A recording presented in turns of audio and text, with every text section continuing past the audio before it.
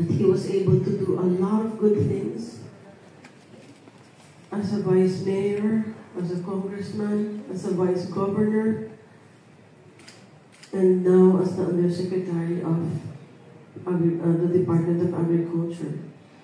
More than that, he had an advocacy for the artisans of the Ilocos region, all the weavers, all the hat makers, everything, all the industries in Ilocos. He promoted to the point of even opening a restaurant that only served Ilocano food. Because he was so proud of Ilocosur. Not only that, he even made projects to promote the tourism so that people would love to see what Ilocos had to offer. More than anything, DV was a good friend. Even in our village, all his walking buddies missed him so much. They were shocked by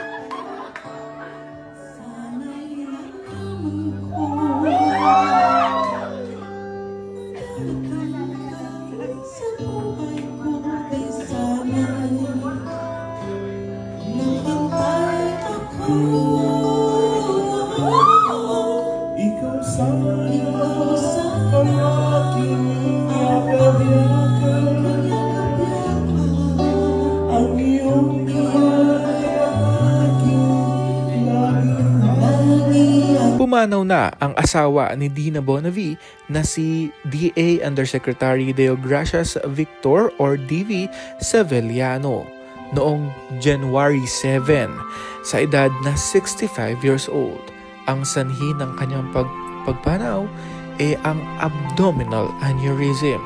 Sadyang nakakalungkot talaga itong balita, kaya naman bumuhos ng pakikiramay ang mga kaibigan nito sa showbiz industry, kaya naman agad silang dumalaw sa burol ng asawa ni Miss Dina. Kaya naman ating balikan ang mga masasayang mga memories nilang mag-asawa dito sa videos na ito. Kaya naman sabay-sabay natin itong panoorin at alalahanin.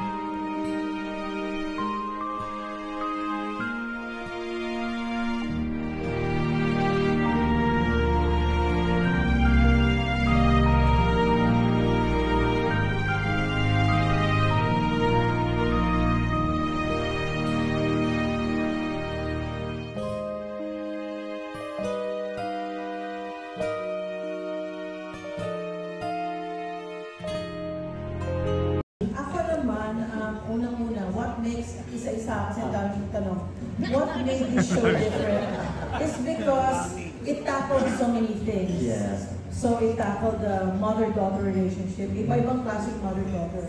Yung si Moira at si Zoe, lahat gagawin niya to protect her daughter. Ganon din naman si Giselle, iba naman yung naging mother-daughter relationship kasi pinamigay niya nung una and then na-realize niya mali. So, nung nagkabati na sila, gagawin niyang lahat but it was too late. And then of course, mother-daughter ni Lynette at saka ni Ana Lynn. Sa tingin ko, sa tatlong relasyon ng mother-daughter relationship, maraming nakapulot ng aral at maraming nakapag-relate. One very important factor that I learned about this show is lahat tayo may pangarap.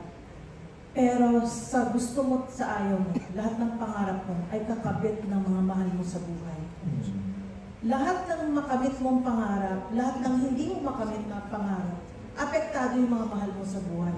So katulad ng buhay ni Giselle, pinibigay niya yung anak niya dahil gusto niya magpatuloy ng pag-aaral, gusto niya maging negosyante and all that. Pero nakalimutan niya na may anak siya at sa ayaw at sa gusto niya, kakabit yun ng pangarap niya. Hindi mo pwedeng tanggalin. Ganon din kay Lynette, pangarap niya na magkaroon siya ng doktor na anak, maging maginhawa sa buhay, pero kakabit ng pangarap niya ay yung buhay ng anak niya. Ganon din kay Moira, all she wanted was to protect her family and keep it intact, pero kakabit doon, nahawa din si Zoe, nadamay si Zoe sa lahat ng kaguluhan. So lahat tayo, maabot natin ang pangarap kung meron tayong perseverance, kung nasa tama tayo, kung tama ang pag-abot natin sa pangarap natin, wala tayong tinapakan, wala tayong sinaktan na tao, malinis at magiging masaya tayo na nakamit ang pangarap. Pero nanakit tayo ng tao, gumawa tayo ng masama, ng prevent para makamit. Makamit mo ng pangarap mo, hindi ka magiging masaya. At makikita niyo yan towards the last few days of this show. Yes, yes. Makakamit ang pangarap pero empty siya. Hindi niya magugustuhan because that's already the lesson. Hindi lahat ng pangarap magiging masarap ang pagkakamit ng pangarap kung hindi maayos ang pagkakakuha. Yun ang natutunan ko. And because of that, marami kaming na-touch na tao, maraming na-touch na buhay, maraming nakarelate. Kahit na sa father-daughter relationship, iba-ibang father-daughter relationships din na nakita niyo. With RJ and Annalyn, RJ and Zoe. Sino ba yung asawa ko? Si Tonton. Kasi tinanggap ka. Si Eric at saka si Justin, di ba? Kumbaga, hindi lang mother-daughter relationship ang nakita niyo, father-daughter relationship. So, I'm sure maraming nakarelate. Yun ang natutunan. Pero ikaw, Steve, personally, ano ang natutunan ko sa character mo? Yun, ang natutunan ko sa character ko na like, halimbawa, there was one time that I could have gone to the village sa Australia. I was asked to do a TV series with Mel Gibson. Huh?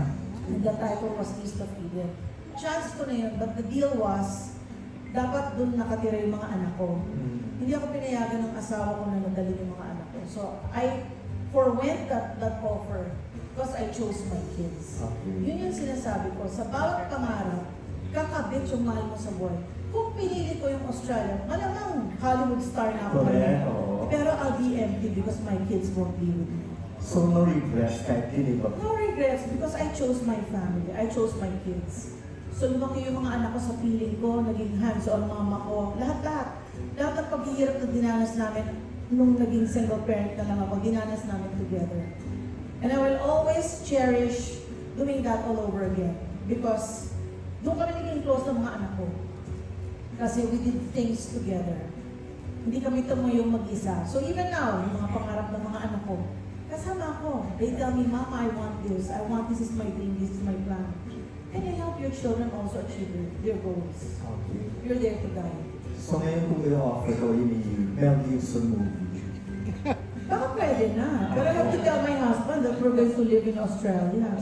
Pero sayang na. Pero no regrets. Maganda. Masaya na naman.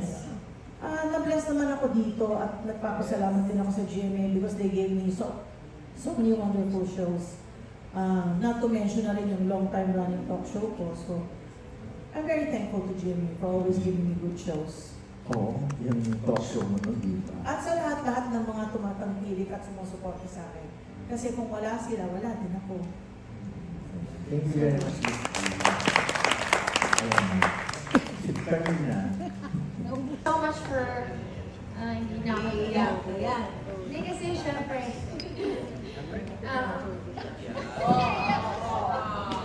kasi mahal naman lahat ng cast I treat them like as family sa talaga walang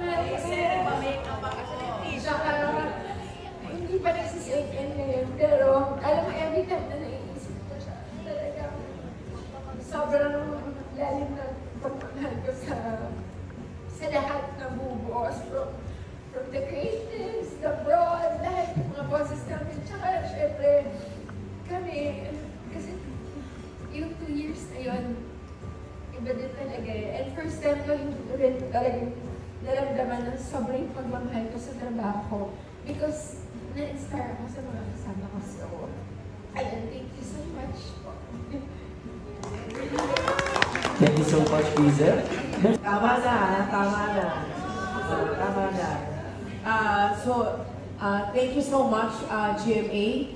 Thank you so much to the creatives. Thank you, Direct LA, Direct April, sa aming mga producers, sa aming mga staff, sa co-actors. Maraming salamat sa pagmamahal na hindi ko makakalimutan. And mahirap na rin siguro itong mabuo ulit. So I'm just thankful na nangyari ito. Ayun lang. Thank you. Thank you so much. Miss Dina Bon. Oo nga, nakakahawa itong mga to. Alam nyo kaya kami naiiyak. We were so looking forward that this show would end after Christmas pa. We were looking forward to spending Christmas together. Pero, all things must come to an end, so we just want to say thank you. Thank you sa lahat ng nagmahal sa character ni Giselle Tanyag. Sana meron kayong napulot na aral sa character ni Giselle.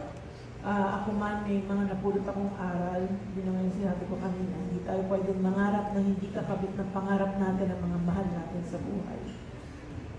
Sana po patuloy kayong kumapit at huwag niyo kaming iwanan hanggang sa kahuli-hulihan na po namin show. Sana may milagro, hindi sa October 19, kundi next year pa. January, at least after Christmas. Mahirap po talagang magkahiwa-hiwalay kasi we're so close to each other in this show. Super cool sinabi ni RJ na he-invested himself in this show. Ako rin dito, napamahal na sa akin lahat ng characters sa show na to. Even Jisoo na bago, I feel like he's my brother. So I've really treated everyone so closely. Even first time na maging ka-close ko, pati yung mga director, pati yung staff.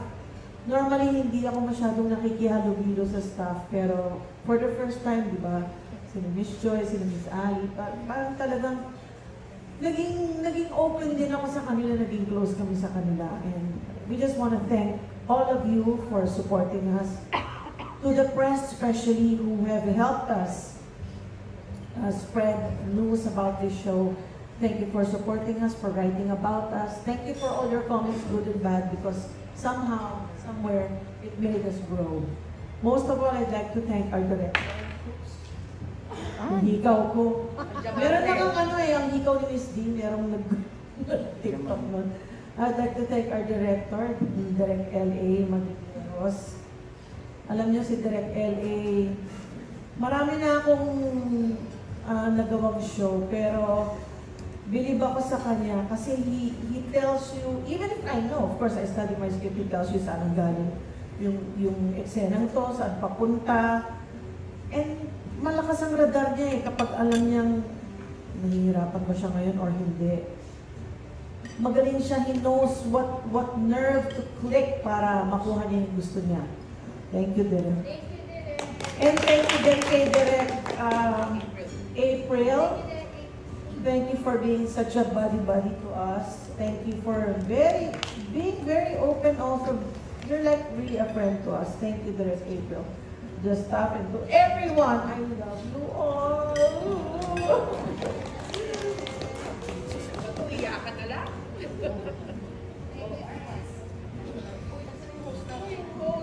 Thank you.